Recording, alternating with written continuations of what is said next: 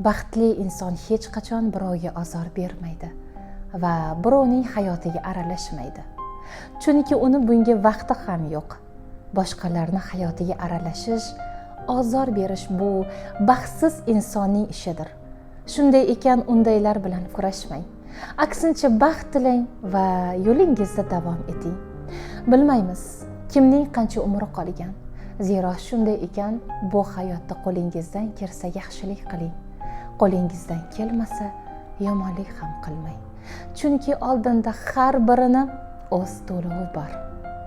یه شب یه روز یه ماه یه سال یه عمره که میگردم بدحال چو کبوتر بی پر و بال میرم همه جا